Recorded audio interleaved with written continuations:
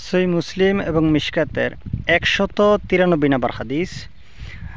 আন আবি হুরায়রাতা রাদিয়াল্লাহু তাআলা আনহু ক্বাল ক্বালা রাসূলুল্লাহি সাল্লাল্লাহু আলাইহি ওয়াসাল্লাম।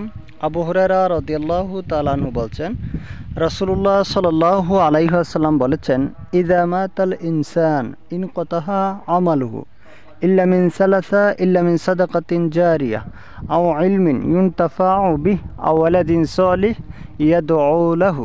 রাসূল সাল্লাল্লাহু আলাইহি ওয়াসাল্লাম বলেছেন, মানুষ যখন মারা যায় তখন আমলের সমস্ত দরজা তার বন্ধ হয়ে যায়। তিনটা দরজা খোলা থাকে, তার মধ্যে এক নম্বর হচ্ছে যে প্রথম হচ্ছে ইল্লা মিন সাদাকাতিন জারিয়া, এক নম্বর হচ্ছে সাদাকায়ে জারিয়া, দুই নম্বর হচ্ছে অর্থাৎ যেই সাদাকা প্রবাহমান সাদাকা, যেই সাদাকা চলমান সাদাকা, এমন সাদাকা যেটা সে করে গেল কিন্তু মৃত্যুর পরেও সে পেতে পারে, এমন সাদাকা তার পরবর্তী জীবনে কাজে আসবে। দুই নম্বর হচ্ছে আও ইলমিন ইউনতাফাউ বিহি, এমন ইলম রেখে গিয়েছে ছাত্রদের মাঝে অথবা বই বিতরণের মাধ্যমে অথবা অন্য কোনো মাধ্যমে, এমন ইলম রেখে গেল যেই ইলম পরবর্তী মানুষের জন্য উপকারে আসে, এটাও তার পরবর্তী জীবনে অর্থাৎ পরকালের জীবনে তার উপকারে আসবে।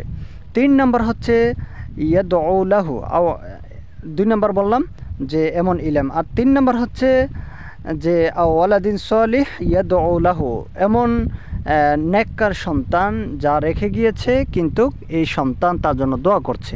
অর্থাৎ নেককার সন্তান যদি তার জন্য দোয়া করে এবং যদি সে কোনো ভালো কাজ করে, এটা তার মৃত ব্যক্তির জন্য উপকারে আসবে। এই তিনটা রাস্তা খোলা রয়েছে।